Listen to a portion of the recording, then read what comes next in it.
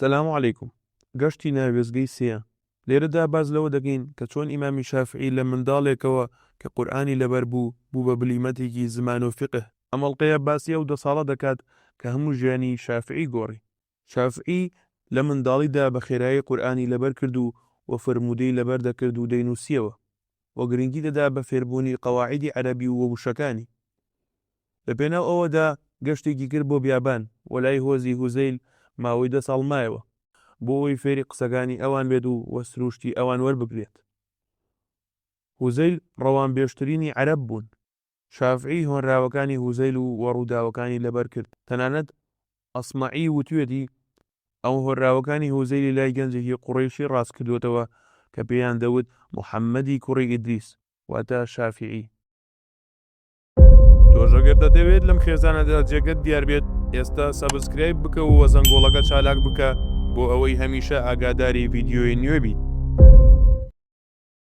لەگەڵ فێربوونی زانستدا فێری تیرهاوێژی بوو وای لێهات دەتیری دەهاوێشت هەمویان نیشانەیان دەپێکا یەک تیریش هەڵی نەدەکرد و دەیوت هەوڵی من بۆ دووشت بوو تیرهاوێژی و وەزانست. وام لێهات لە تیرهاوێژیدا لە 10 تیر هیچم هەڵە نەدەکرد و بێدەنگ بوو هەندێک لەوانەی گوێیان لی بوو پێیانوت سوێند بەخوا تۆ لە زانستدا لە تیرهاوێژیەکەت باشتریت. شافعی لە سەرەدادا وەک بینیمان خەریکی هۆنراو و ئەدەب و هەواڵی عەرەبی بوو، بەڵام خوای گەورە هۆکاری بۆ ئامادەکرد کە بیگەڕێتەوە بۆ فقه و زانست. لێرەدا لەو سەرچاوانەی باسی شافعی دەکەن ئەومان دەست دەکەوێت کە زیاتر لە گێڕانەوەیەک باسی ڕوونکردنەوەی ئەم هۆکارە دەکەن. گێڕانەوەیەک دەڵێت لە کاتی لاویدا ڕۆژێکیان بەسەر وڵاخێکەوە بوو دەڕۆیشت. نووسەرێکی عەبدوڵای کوڕی زوبەیری لە پشتەوە بوو. شافعی دێڕۆنراوەیەکی خوێندەوە نووسەرەکەی عەبدوڵڵا ڕێگری لێکرد لە وتنی هۆنراوە یەک قامچی لێدا و ئامۆژگاری کرد و پێیوت کەسی وەک تۆ بە وتنی هۆنراوەی ئاوا پیاوەتی نامێنێت. تۆ لەکوێ و فقه لەکوێ؟ ئەوە کاری تێکرد و هەژاندی بە لە دەستی کرد بە بەشداریکردن لە کۆڕی موسلیمی کوڕی خالیدی زنجی موفتی مەککە و لەوەوە زانستی وەردەکرد.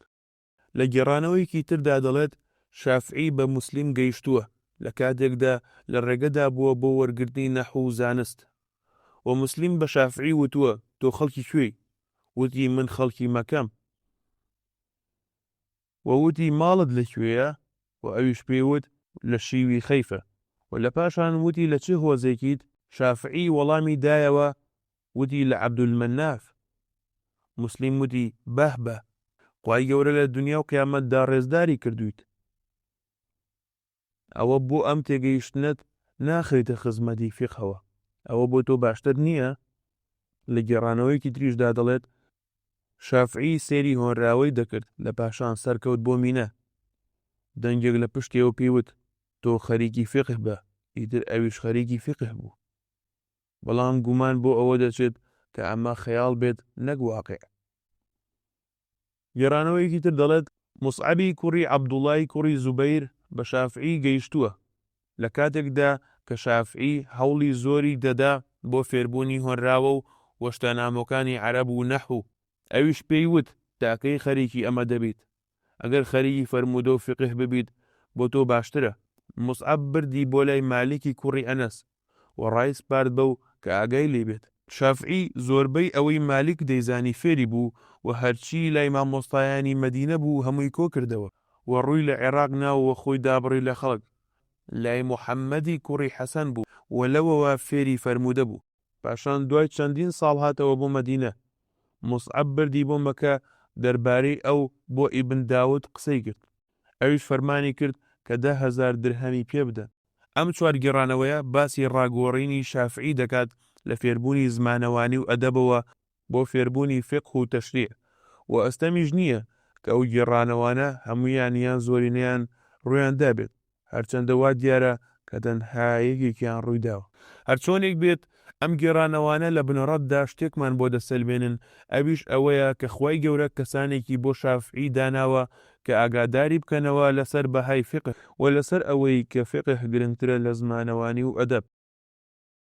ئەوەی جێگیرە ئەوەیە کە شافعی لە مەککەدا بە دوای زانستەوە بوو و شارەزا بوو تێیدا. کاتێک کە موسلیمی کوڕی خالیدی زنجی مۆڵەتی فتوای پێدا، شافعی قەناعەتی نەکرد بەوەی کە دەستی کەوتووە، بەڵکو هەر بەردەوام بوو لە فێربوونی زانست و کۆچی کرد بۆ مەدینە و لە پێشەوە مالیکەوە فەرمودەی وەرگرت. ئەمەش پاش ئەوە بوو کە خۆی ئامادەکرد بۆ چاپێکەوتن بەوەی موقتەی خوێندەوە و زۆرینەی لەبەر کرد. و لە والی مەکەوە نامەیەکی سپاردەی برد بۆ پێشەوە مالیک، وەکو پێشتر باسمان کرد کە پێشەوە مالیک بە شافعی گەیشت، هەندێک شتی پێوت، لەوانە خوای گەورە نورێکی خستۆتە ناو دڵتەوە بە گوناهمەی کوژێنرەوە. ئیتر شافعی بە بەردەوام فەرمودەکانی بۆ مالیک دەخوێندەوە و ئەویشەر داوای لێ دەکرد زیاتری بۆ بخوێنێتەوە، و بەردەوام لەگەڵیدا بوو و فەرمودەی لەوەوە دەگێڕایەوە تا کاتی کۆچی دوایی مالیک لە ساڵی 1970دا. و شافعی لەو ماوەیەدا سەردانی دایکی دەکرد لە مەکە یان دەستی بەگەشت دەکرد لێرە و لەوێ. ئەمە چیرۆکی گەشەکردنی زانستی شافعی بوو لە دەشتایەکانی هوزەیلەوە تا کۆڕی زانستی ئیمامی مالیک. بەڵام دوای مردنی ئیمامی مالیک، شافعی چۆن دەستی بەکارکردن کردو و کێشەی لەگەڵ خەلیفەدا بۆ دروست بوو. لە ئەڵلقەی چوارەمدا باز لە دەست بەکاربوونی ئیمامی شافعی دەکەین. لەگەڵمان بن.